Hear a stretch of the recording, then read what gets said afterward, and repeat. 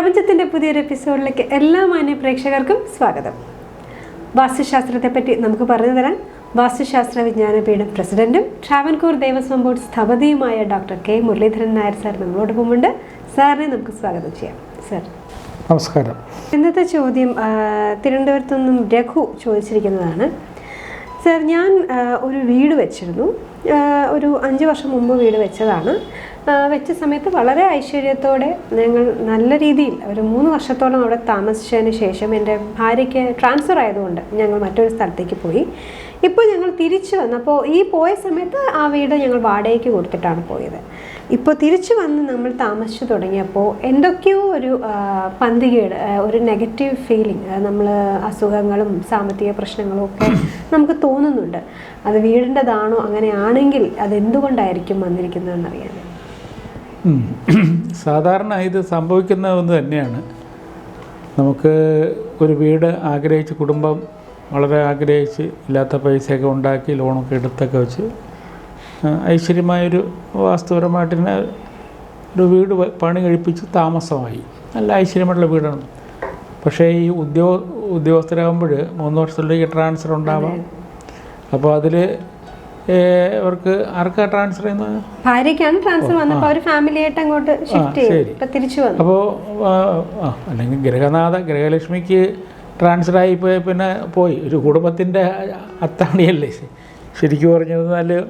അതിൻ്റെ നിലനിൽപ്പിൻ്റെ ഒരു പ്രശ്നമാണ് കുടുംബം പോകുന്ന അർത്ഥം. അപ്പോൾ അവർ സ്വാഭാവികമായിട്ട് വേറെ വീട്, ആ സ്ഥലത്തേക്ക് വേറെ വീടെടുത്ത് പോയി കാണും. എന്നിട്ട് അപ്പോൾ ഈ വീട് വാടകയ്ക്ക് കൊടുത്തു. എപ്പോഴും തന്നെ നമ്മുടെ സ്വന്തം വീട് പരിപാലിക്കും പോലെ ഒരിക്കലും തന്നെ വാടകയ്ക്ക് വരുന്ന ആൾക്കാർ ആ വീട് പരിപാലിക്കില്ല. ഇപ്പം ഞാൻ വാസ്തുപരമായിട്ട് എത്ര തന്നെ നല്ല ക്ലീനായിട്ട് സൂക്ഷിച്ച വീടായിരുന്നാലും വേറൊരു ഫാമിലി വന്നിട്ട് അവർ വൃത്തിഹീനമായ രീതിയിൽ ആ വീട് ഉപയോഗിച്ചാൽ നെഗറ്റീവ് തരങ്ങൾ ഉണ്ടാകും. ഞാൻ എത്ര വാസ്തുവാണ് ഉണ്ടായി യാതൊരു കാര്യവുമില്ല. കാരണം ജനൽ പാളികൾ അത് തുറക്കില്ല, പുറത്തു നിന്നുള്ള കാറ്റും പൊളിച്ചകത്തിട്ട് കയറ്റില്ല, കട്ടിയുള്ള കട്ടിട്ട് അടച്ചിടും, വാതിലുകൾ ശരിയായിട്ട് തുറന്നു വിടില്ല. വീട് വൃത്തിഹീനമായ രീതിയിൽ കൂടെ, അന്തരീക്ഷത്തിൽ കൂടെ വീടിനെ പരിപാലിക്കുക. കാരണം നേരത്തെ ഒരു പക്ഷേ പൂജമുറി ഉണ്ടായിരിക്കാം, അല്ലെങ്കിൽ വിളക്കത്തിക്കുന്ന ഭാഗം ഉണ്ടായിരിക്കാം. ഇതൊന്നും തന്നെ ഈ പുതിയ പാർട്ടിക്കാർക്ക് മതത്തിൽ ഏതായിക്കോട്ടെ അവരൊന്നും ഉപയോഗിക്കില്ല. കൊച്ചുകുട്ടികൾ വൃത്തിഹീനമായ രീതിയിൽ കൂടുതൽ ആഹാര സാധനങ്ങൾ അവിടെ വലിച്ചെറിഞ്ഞുള്ള വൃത്തിങ്ങനെ കൊടുക്കുക. ചെരുപ്പുകൾ വീടിൻ്റെ പൂമുഖവാതിൽ തന്നെ നേരെ കൊണ്ട് ഇട്ട് കൂട്ടുക. ഇരിപ്പിട സാധനങ്ങളും തന്നെ ശരിക്കും വീട് തൂത്തുവാരുന്ന പോലില്ലാത്ത ചില ആൾക്കാരുണ്ട്. എങ്ങനെ കിടക്കണമെന്ന് അറിഞ്ഞുകൂടാ. അപ്പം പിന്നെ വിഴുപ്പ് തുണികളെല്ലാം കൂട്ടിയിടുക. ഇങ്ങനെ നെഗറ്റീവ് എനർജി കയറത്തക്കരിയുള്ള സജ്ജീകരണം. അടുക്കള വൃത്തിഹീനമായിട്ട് അടുക്കള ഉപയോഗിക്കുക. പിന്നെ ആഹാരം കഴിച്ച പ്ലേറ്റിലും കാര്യങ്ങളും അപ്പടുപ്പ് കഴുകാതിരിക്കുക. ഇങ്ങനെ ഒരുപാട് കാര്യങ്ങൾ ചെയ്യുമ്പോൾ വീടിൻ്റെ എത്ര ഐശ്വര്യം എന്ന വീടായിരുന്നതിന് ശരി വളരെ പെട്ടെന്ന് തന്നെ നെഗറ്റീവ് എനർജി കയറും. അങ്ങനെ നെഗറ്റീവ് എനർജി കയറി വീടായിപ്പോയാൽ പിന്നെ പഴയ പോലെ ആക്കിയെടുക്കാൻ വലിയ പാടാണ്. അപ്പോൾ ഇവർക്കും സംഭവിച്ചത് തന്നെയാണ്. ഇവർ വളരെ ഐശ്വര്യമായിട്ട് ഉപയോഗിച്ചുകൊണ്ടിരുന്ന വീട് ട്രാൻസ്ഫർ ആയപ്പോൾ വാടകയ്ക്ക് കൊടുത്തിട്ട് പോയി. തിരിച്ചു വന്നപ്പോൾ വല്ലാത്തൊരവസ്ഥ വരെയാണ്. അതിന് ഇനി ചെയ്യേണ്ട കാര്യം എന്നല്ല, നമ്മൾ നമുക്ക് ശരിയാക്കാം. ഈ വാസ്തുശാസ്ത്രമായിട്ട് എത്ര തന്നെ അപാകത വന്നൊരു വീടായിരുന്നാലും ശരി, അത് കറക്റ്റ് ചെയ്യാൻ സാധിക്കും. എന്നോട് ഒരുപാട് ആൾക്കാർ ചോദിച്ചിട്ടുണ്ട്, സാർ പ്രശ്നം പിടിച്ചൊരു വീടാണ്, അത് കറക്റ്റ് ചെയ്യാൻ സാധിക്കും? വീട് കറക്റ്റ് ചെയ്യാൻ സാധിക്കും, തീർച്ചയായിട്ടും കറക്റ്റ് ചെയ്യാൻ സാധിക്കും. അതായത് നമുക്ക് പണ്ട് കാലത്തൊരു പഴമൊഴിയുണ്ട്, മണ്ണും പെണ്ണും പുതുക്കുന്തോറും പുതുമ ഉണ്ടാവുമെന്നാണ് പറയുന്നത്. അപ്പോൾ മണ്ണിനെ, അതായത് ഭൂമിയെ നമുക്ക് എത്ര വേണം ക്ലിയർ ചെയ്തെടുക്കാം, അത് സത്യം തന്നെയാണ്. അപ്പോൾ ഇവരിപ്പോൾ രണ്ടാമത് വന്നിപ്പോൾ കയറി താമസപ്പോഴും വല്ലാത്ത അസ്വസ്ഥയും കാര്യങ്ങൾ അനുഭവപ്പെടുകയാണ്. ഇനി ഉടനെ ചെയ്യേണ്ട കാര്യം എന്ന് പറയുന്നതിനാൽ നിങ്ങൾ ആ വീട്ടിൽ ഒരു സത്യനാരായണ പൂജ ചെയ്യുക. സത്യനാരായണൻ എന്ന് വെച്ചാൽ സാക്ഷാൽ മഹാവിഷ്ണുവാണ്. മഹാവിഷ്ണുവും ലക്ഷ്മി ദേവിയും ഒരു കലശത്തിലേക്ക് ആവാഹിച്ച് നടത്തുന്ന പൂജയാണ് സത്യനാരായണ പൂജ. ആ പൂജ വളരെയധികം വളരെയധികം പോസിറ്റീവ് എനർജി ഉണ്ടാക്കുന്നൊരു പൂജയാണ്. പല ആൾക്കാർക്ക് അറിഞ്ഞൂടെ കാര്യം. പല ആൾക്കാരും ഗണതി ഹോമം, ലക്ഷ്മി നാരായണ പൂജ, അല്ലെങ്കിൽ ഭഗവതി സേവ എന്നൊക്കെ പറയും. പക്ഷേ ഈ പൂജ ചെയ്യൂ, ഒരുപാട് മാറ്റങ്ങളുണ്ട്. സത്യനാരായണ പൂജയ്ക്ക് ഒരു പ്രത്യേകതയാണ്. അപ്പോൾ 5 ദീപാരാധനയൊക്കെ 5 പൂജകൾ 5 ദീപാരാധനെല്ലാം കഴിച്ച് ചെയ്യണ 5 കഥകളൊക്കെ പറഞ്ഞുള്ള പൂജയാണെന്നല്ലേ. ആ പൂജ ചെയ്യുമ്പോൾ നമ്മുടെ ദൈവീയമായൊരു പവർ അവിടെ ഓട്ടോമാറ്റിക്കായിട്ട് ഉണ്ടാകും. എന്നിട്ട് നമ്മുടെ വീട് എല്ലാ ദിവസവും രാവിലെ വീട് ഉണരുക എന്നുള്ളതുണ്ട്. അപ്പോൾ വീടിൻ്റെ 4 ഭാഗത്തിൽ ജനലൊക്കെ ആവശ്യം പോലെ തുറന്നിട്ട് ആവശ്യമായിട്ടുള്ള കാറ്റും വിളിച്ച് വീട്ടിനുള്ളിലേക്ക് കടത്തണം. നമുക്ക് സന്ധ്യസമയത്ത് നമുക്ക് പൂജാമുറി ഉണ്ടെങ്കിലും അല്ലെങ്കിൽ ഇല്ലെങ്കിലും വിളക്ക് കത്തിക്കണം. വിളക്ക് കത്തിക്കാൻ അല്പം പറ്റുമെങ്കിൽ അല്പം നെയ്യ് ഒഴിച്ച് കത്തിക്കുക. സന്ധ്യയ്ക്ക് ലക്ഷ്മി വിളക്ക് വീടിൻ്റെ ഉമ്മർത്ത് വെച്ച് ചെയ്യുക. ഇങ്ങനെ നമ്മുടെ പ്രവൃത്തി കൂടെ തന്നെ വീടിനകത്തേക്ക് പോസിറ്റീവ് എനർജി കയറ്റുക. പിന്നെ നല്ല രീതിയിൽ തുടച്ച് വൃത്തിയാക്കി ഇടുക. അങ്ങനെ വരുമ്പോൾ ഓട്ടോമാറ്റിക്കായിട്ട് വീടിനകത്തേക്ക് ലക്ഷ്മി കടാക്ഷം ഉണ്ടാകും. എത്ര മോശപ്പെട്ടതാണ് ചെയ്യും. ഇത് മറ്റതങ്ങനെയല്ല. ഞാൻ കണ്ടിട്ടുള്ളതുണ്ട്, ഈ കൊച്ചുകുട്ടികൾ ടോയ്ലറ്റ് ചിലപ്പം ഹാളിൽ കൂടെ ആയിരിക്കും ടോയ്ലറ്റ് കൊടുത്തി, അത് വലിയ ആപത്താണ്. ഈ ടോയ്ലറ്റ് അടയ്ക്കില്ല, പിള്ളേർ തുറന്നിട്ട് പോകും. ഇങ്ങനെ അത് മാതാപിതാക്കൾ പറഞ്ഞ് അവരെ മനസ്സിലാക്കണ്ടേ, പഠിപ്പിക്കണ്ടേ, ഒന്നും ചെയ്യില്ല. ഇങ്ങനെ എന്ത് ചെയ്താലും പിന്നെ ഈ ആഹാര സാധനങ്ങൾ ഇവർ കൊച്ചുകുട്ടികൾ അവരിങ്ങനെ വാരിക്കണം, ബാക്കി തറയിലിട്ട് അതിനൊക്കെ തറയിൽ ചവിട്ടിയിട്ടാക്കി ഇങ്ങനെ സ്വയം നശിപ്പിക്കുന്ന ചില വീടുകളാണ് ഈ വാസ്തുദോഷം കൂടുതലുണ്ടാവുന്നത്. എത്ര ചെറിയൊരു വീടായിരുന്നാലും ഭംഗിയായിട്ട് സൂക്ഷിച്ച് 2 മുറിയുള്ളതെന്ന് വെച്ചുള്ളൂ. ചില സ്ഥലങ്ങളിൽ ഞാൻ കണ്ടിട്ടുണ്ട്. ആ ചെറിയൊരു അവർ ആ 2 മുറിയിൽ ഒന്നിൽ തന്നെ ഒരു ഭാഗത്തായിരിക്കും ആഹാരം പാകം ചെയ്യുന്നത്, കഴിക്കുന്ന ഭാഗം അവിടെ തന്നെയാണ്. ഏതെങ്കിലും ഒരു ഭാഗത്ത് ചെറിയൊരു ടോയ്ലറ്റ് കാണും, ഉറങ്ങണം അവിടെ, എല്ലാം ചെയ്യുന്നില്ലേ.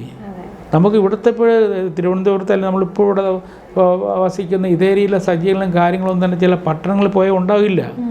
കിട്ടുന്ന സ്ഥലസൗകര്യത്തിൽ കിടക്കാൻ പറ്റുള്ളൂ. അപ്പോൾ ഉള്ളിടം വെച്ച് വൃത്തിയാക്കി സൂക്ഷിച്ചാൽ മാത്രം മതി. പക്ഷേ അത് ചെയ്യാൻ പഠിക്കണം. അത് കുട്ടികളെ ആ രീതിയിൽ പഠിപ്പിക്കണം. അങ്ങനെ പഠിപ്പിക്കാതിരുന്ന ഏറ്റവും വലിയ ദോഷം ഉണ്ടാവും. ഒരിക്കലും തന്നെ വാസ്തുശാസ്ത്രം ഒന്ന് നിയമപരമായിട്ട് വാസ്തുശാസ്ത്രപരമായിട്ട് എല്ലാം പരിപൂർണമായിട്ട് ഉൾക്കൊള്ളിച്ചൊരു വീട് വച്ചിരുന്നാൽ വൃത്തിഹീനമായ അന്തരീക്ഷത്തിലാണ് നമ്മൾ ജീവിക്കണമെങ്കിൽ ഒരു കാര്യവുമില്ല, അത് നെഗറ്റീവായി മാറും. ഇത് പ്രത്യേകം സൂക്ഷിക്കണം. സാർ, മറ്റൊരു ചോദ്യം. സാർ, എനിക്കൊരു ഫ്ലാറ്റ് വാങ്ങണമെന്ന് ആഗ്രഹമുണ്ട്. ഒരുപാട് ഫ്ലാറ്റുകൾ പോയി നോക്കി. പക്ഷേ ഒരു ഫ്ലാറ്റ് വാങ്ങുന്നതിന് മുമ്പ് നമ്മൾ വാസ്തുപരമായി എന്തൊക്കെ ശ്രദ്ധിക്കണം എന്നൊന്ന് പറഞ്ഞുതരാം.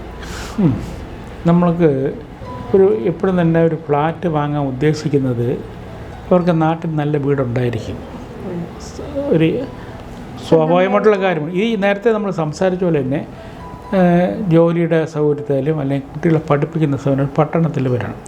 അപ്പോൾ അങ്ങനെ നാട്ടിൻ പുറത്തൊക്കെ ഗ്രാമീണ അന്തരീക്ഷത്തിലൊക്കെ നല്ല വീടും കാര്യങ്ങളുള്ളവർ പട്ടണത്തിൽ വന്ന് അവർക്ക് ജോലിക്ക് പോകാൻ സൗകര്യത്തിന് അല്ലെങ്കിൽ കുട്ടികളുടെ ഉപരിപഠനാർത്ഥം അങ്ങനെ കാര്യങ്ങൾക്ക് വേണ്ടി അവർ ഒരു ഫ്ലാറ്റ് വിലയ്ക്ക് വാങ്ങും. ഫ്ലാറ്റ് വിലയ്ക്ക് വാങ്ങുന്നത് വളരെ സൂക്ഷിച്ച് എടുത്തില്ലെന്നെങ്കിൽ ആപത്ത് പറ്റും. ആരോഗ്യപരമായ കാര്യങ്ങളാണ് ഞാൻ മെയിൻ കേസ് പറയുന്നത്. അപ്പോൾ ഒരു ഫ്ലാറ്റ് നമ്മൾ എടുക്കുമ്പോൾ എന്തൊക്കെ സൂക്ഷിക്കണം എന്ന് പറയാം. നമുക്ക് ഒരു ഫ്ലാറ്റിൽ നമുക്ക് പ്രധാനമായിട്ട് ശ്രദ്ധിക്കേണ്ടത് നല്ല സ്ഥലത്തുള്ള ഫ്ലാറ്റായിരിക്കും. ഹോസ്പിറ്റൽ ഏരിയ, ആശുപത്രിയുടെ ഏരിയയിലുള്ള ഫ്ലാറ്റ് നമുക്ക് അതുപോലെ ക്ഷേത്രം തൊട്ട് ചേർന്ന് ക്ഷേത്രം ഇരിക്കുകയാണ്, ആ ഫ്ലാറ്റും ഒഴിവാക്കണം. ഏത് പള്ളികൾ, ദേവാലയങ്ങൾ, അതാണ് അർത്ഥം. ദേവാലയങ്ങളിലെ തൊട്ട് ചേർന്ന് ഒരു കോമ്പൗണ്ട് അപ്പുറം ഇരിക്കുന്നതൊന്നും നമുക്ക് ഒഴിവാക്കണം. ക്ഷേത്രങ്ങളിരിക്കുന്ന അതും ഒഴിവാക്കണം. അല്ലാതെ നമുക്ക് പിന്നെ ഹോസ്പിറ്റൽ, വലിയ ഹോസ്പിറ്റൽ കാര്യങ്ങൾ അടയ്ക്കുന്ന ഫ്ലാറ്റ് അത് ഒഴിവാക്കണം. അല്ലാതിരുന്ന സമയത്ത് നമുക്ക് സ്വല്പം ദൂരം ഉള്ളിലാണെങ്കിലും ശരി അല്ലാത്ത ഫ്ലാറ്റ് എടുക്കണം നല്ലത്. കഴിയുന്നതും നമുക്ക് ഇപ്പോഴും നോക്കിക്കോളൂ, 20 നിലയുള്ള ഒരു ഫ്ലാറ്റാണ്. 20 നില ജനങ്ങൾക്ക് സാധാരണ എവിടെയാണ് കൂടുതൽ എടുക്കാൻ ആഗ്രഹിക്കുന്നത്? താഴെ എടുക്കാൻ പിന്നെ ആഗ്രഹിക്കുമോ, ഉയരത്തെ ആഗ്രഹിക്കുള്ള കാഴ്ചകളാണ് ഇപ്പോൾ. അപ്പോൾ അവിടെ ഒരു കാര്യമുണ്ട്. നമുക്ക് 20 നില ഉള്ള ഒരു ഫ്ലാറ്റ് എടുക്കുകയാണെങ്കിൽ 19ാമത്തെ നിലയിൽ താമസിച്ചിരുന്നാൽ അല്ല 20ാമത്തെ നിലയിൽ താമസിച്ചിരുന്നാൽ 20ൻ്റെ ഉയര റൂഫും കാര്യങ്ങളും അവിടെ അമിതമായി ചൂട് അനുഭവപ്പെടും. അപ്പോൾ ആ 20 നില ഭയങ്കര ചൂടായിരിക്കും. അപ്പോൾ അതിന് തൊട്ട് താഴെ പോലെയാണ് ഏറ്റവും കൂടുതൽ. അപ്പോൾ അവർ ഫ്ലാറ്റുകാർ വിലയും അങ്ങനെ തന്നെയാണ് എടുക്കുന്നത്. കഴിയുന്നത് ഉയരോട്ട് പോകുന്നതോറും തന്നെ നമുക്ക് പ്രകൃതിപരമായിട്ടുള്ള കാണാനുള്ള സുഖസൗകര്യം കാര്യങ്ങളും ഊർജ്ജ ലെവലും കാര്യങ്ങളും നല്ല ശുദ്ധമായ കാറ്റ് കൊതുശല്യമില്ലായിരിക്കുക ഇങ്ങനെ ഒരുപാട് കാര്യങ്ങൾ ഏറ്റവും ഉയരോട്ട് പോകുന്നവരും ഉണ്ടാകും. അതുകൊണ്ടാണ് എപ്പോഴും ഫ്ലാറ്റ് അവർ സെയിൽ ചെയ്യുന്നതും ഉദാഹരണം 20 നിന്ന് ഉയരേന്ന് താഴോട്ടാണ് വില വരുന്നത്. ഏറ്റവും താഴെ നല്ല വില കുറച്ച് കിട്ടും. അതാണ് ഇപ്പോൾ ഫ്ലാറ്റിൻ്റെയൊക്കെ സിസ്റ്റം. ഇപ്പോൾ അതാണ് അപ്പം കാർപ്പറ്റ് ഏരിയയുടെ വിലയാണ് അവർ കണക്കെടുക്കുന്നത്. അപ്പോൾ പിന്നെ ഈ ഒരു നമ്മുടെ സീ ഷോർ കടലിൻ്റെ തീരമായിട്ട് ബന്ധപ്പെട്ട് ചില അമിതമായ കാറ്റുള്ളിടത്ത് ആദ്യം നമ്മൾ വന്ന് കയറുമ്പോൾ നമുക്ക് സുഖപ്രദമായിട്ട് തോന്നുമെങ്കിൽ പിന്നെ നമുക്കൊരു അരോചകത്തോട് മാറും. അങ്ങനെ പാടില്ല. അമിതമായ കാറ്റ് ഇടിച്ച് കയറുന്ന സ്ഥലം നല്ലതല്ല. എന്നാൽ കാറ്റ് വേണം. ഒരു ഗ്ലാസ് പോലും തുറക്കാൻ സാധിക്കാത്ത അവസ്ഥ വരും. അങ്ങനെയൊക്കെ വരും. അതുകൊണ്ട് അങ്ങനെയുള്ള കേസിൽ നമ്മൾ അമിതമായ കാറ്റ് തള്ളുന്ന ഭാഗത്ത് ഒരു ഫ്ലാറ്റ് എടുക്കാൻ നമ്മൾ പോകരുത്. അല്ലാത്ത കഴിയും. പിന്നെ ഈ പ്രധാനപ്പെട്ട വാതിൽ നോക്കിയെടുക്കും. ഒരു വാതിൽ ഫ്ലാറ്റിന് ഇങ്ങനെ തുറന്നു കഴിയുമ്പം ഒരു ചെറുപ്പ് ചിലയിടത്ത് ഇപ്പോൾ മാറ്റി തുടങ്ങിയിട്ടുണ്ട് ഒരു ചെറുപ്പ്. അപ്പോൾ തുറന്നു കഴിഞ്ഞാൽ തന്നെ നമ്മൾ വെളിയിൽ നിന്നുള്ള ഒരു ചെറുപ്പ് വന്നിട്ടാണ് രണ്ടാം തിരിയുന്നത്. അതങ്ങനെ എടുക്കണം അത്ര നല്ലതല്ല. എന്നാൽ തുറന്ന് ഡയറക്റ്റായിട്ട് ഹാളിലേക്ക് പോകുന്നത് നല്ലതാണ്. ഇങ്ങനെ ചില ക്രമീകരണങ്ങൾ നമ്മൾ നോക്കിയെടുക്കണം നല്ലതാണ്. ഇപ്പോഴും പിന്നെ എല്ലാ ഫ്ലാറ്റിലും തന്നെ അകത്ത് കയറി കഴിഞ്ഞാൽ നല്ല വിശാലമായ കാറ്റും വെളിച്ചം കിട്ടത്തക്ക സജ്ജീകരണങ്ങളാണ് ഇപ്പോൾ എല്ലാം ചെയ്യുന്നത്. പണ്ട് കാലത്തൊക്കെയാണ് ഫ്ലാറ്റിൻ്റെ 4 മൂലയിൽ ടോയ്ലറ്റ്. അത് പണിയാൻ എളുപ്പത്തിനാണ് പണ്ട് കാലത്ത്. ഇപ്പോൾ അങ്ങനെ ചെയ്യാറില്ല. ഇപ്പോൾ അതെല്ലാം മാറി. ഇപ്പോൾ ടോയ്ലറ്റ് തന്നെ ആ മൂലയുള്ളതൊന്നും കൊടുക്കില്ല, അല്ലാത്ത ഭാഗത്തേക്ക് കൊടുക്കും. പിന്നെ ഒരു കാര്യം മാത്രമാണ് നമുക്ക് ഫ്ലാറ്റ് എടുക്കുമ്പോൾ പ്രത്യേകം ശ്രദ്ധിക്കുന്നത്, അടുക്കളയുടെ വരുന്നത്. നമുക്കിപ്പോൾ അടുക്കളയ്ക്ക് സ്ഥാനമാനം പറയാം. തെക്ക് കിഴക്കേ മൂല ഭാഗത്ത് ആദ്യമായിട്ട് അടുക്കളയ്ക്ക് സ്ഥാനമുണ്ട്, വടക്ക് കിഴക്കേ മൂല ഭാഗത്ത് സ്ഥാനമുണ്ട്, വടക്ക് പടിഞ്ഞാറ് ഭാഗത്ത് സ്ഥാനമുണ്ട്. അപ്പോൾ വേണ്ടി വന്നാൽ തെക്ക് കിഴക്കേ മൂലഭാഗം മുതൽ ഫുൾ കിഴക്കിൻ്റെ മൊത്തം കറങ്ങി വടക്ക് പടിഞ്ഞാറുള്ള ഭാഗങ്ങളിലും നമുക്ക് അടുക്കള വന്നാൽ കുഴപ്പമില്ല. എന്നാൽ തെക്ക് കിഴക്കേ മൂലഭാഗത്ത് നിന്ന് പടിഞ്ഞാറോട്ട് കന്നിമൂല ഭാഗത്തേക്ക് അടുക്കള വരികയാണെങ്കിൽ എടുക്കരുത്. മനസ്സിലായല്ലോ? ചില ഫ്ലാറ്റുകളുമ്പോൾ തെക്കിൻ്റെ മധ്യത്തുകൊണ്ട് ഇത് അടുക്കള കൊടുത്താൽ നല്ലതല്ല, ചെയ്യരുത്, ഒരിക്കലും പാടില്ല. അതും ഇപ്പോൾ അവിടുത്തെ അടുപ്പൊക്കെ തെക്കോട്ട് നോക്കി തന്നെ വച്ചിട്ടുമുണ്ട്. അങ്ങനെയുള്ളത് ഒരിക്കലും എടുക്കരുത്. സ്ത്രീക്ക് എന്നും അസുഖങ്ങളായിരിക്കും. ഇത് എപ്പോഴും തന്നെ നമുക്ക് കന്നിമൂല ഭാഗത്തേക്ക് അടുക്കള വന്നു പോയാൽ അവിടെ സംഭവിക്കുന്നത് സ്ത്രീകൾക്ക് എന്നും അസുഖമായിരിക്കും, മാരകമായ അസുഖങ്ങളായിരിക്കും. ഒരിക്കലും പാടില്ല. അത് ഫ്ലാറ്റ് എടുക്കുമ്പോൾ പ്രത്യേകം ശ്രദ്ധിക്കണം. തെക്കിൻ്റെ മധ്യഭാഗത്ത് അടുക്കള വരികയാണെങ്കിൽ ഫ്ലാറ്റ് എടുക്കരുത്. ഇത്രയും സ്ഥലം അവർക്ക് മാറ്റി കൊടുക്കാമല്ലോ. അറിയാത്തവർക്ക് അങ്ങനെയൊക്കെ അവരങ്ങനെ ചെയ്യാറുള്ളൂ. അറിയാത്ത അങ്ങനെ ചെയ്യണമെങ്കിൽ ആ ഫ്ലാറ്റ് ഒഴിവാക്കണതാണ് നല്ലത്. അപ്പോൾ ഇന്നത്തെ എപ്പിസോഡിൽ 2 വളരെ എന്താ പറയുക അറിഞ്ഞിരിക്കേണ്ട 2 കാര്യങ്ങൾ. ഒന്ന്, ഇന്നത്തെ കാലഘട്ടത്തിൽ എല്ലാവരും ഫ്ലാറ്റുകളിലേക്ക് പോകുമ്പോൾ നിങ്ങൾ ശ്രദ്ധിക്കേണ്ട കാര്യങ്ങൾ. മറ്റ് എങ്ങനെ ഒരു വീട് പോസിറ്റീവ് എനർജിയോടെ സൂക്ഷിക്കണം എന്നുള്ള 2 കാര്യങ്ങൾ സാർ പറഞ്ഞു തന്നു. 2ഉം നിങ്ങൾ ഫോളോ ചെയ്യുക. ഇതുപോലെയുള്ള നിങ്ങളുടെ സംശയങ്ങൾ ഇനിയും ഞങ്ങളെ എഴുതി അറിയിക്കുക. മറ്റൊരു എപ്പിസോഡിൽ കാണുന്നത് വരെ നന്ദി, നമസ്കാരം.